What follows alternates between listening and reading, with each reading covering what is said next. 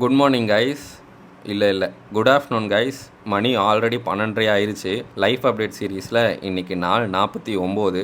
எனக்கு ஒரு பழக்கம் இருக்குது. டெய்லியும் காலையில் ஃபஸ்ட்டு வேலையாக என்னென்ன ஒர்க் இருக்குதுன்னு ஒரு லிஸ்ட்டை போட்டுருவேன். அப்புறம் அதுலேருந்து ஒரு ஒர்க்காக முடிக்க டிக்கு போட்டுகிட்டே வந்துடுவேன். இதிலேருந்து அப்படி என்ன கிடைக்குதுன்னு கேட்பீங்க.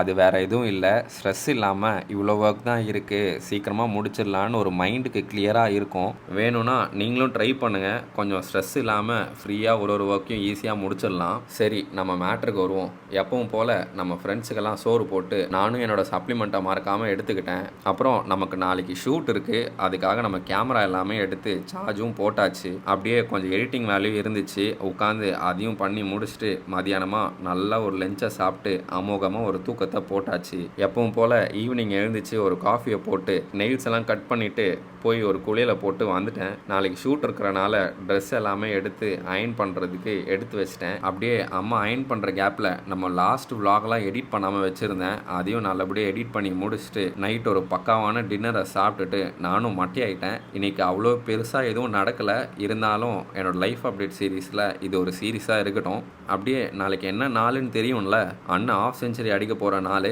மஜாவாக ஒரு ஃபாலோவை போட்டு உங்கள் சப்போர்ட்டை காட்டுங்க, சரிங்களா? நாளைக்கு 50வது சீரீஸில் உங்களை எல்லோரும் சந்திக்கிறேன்.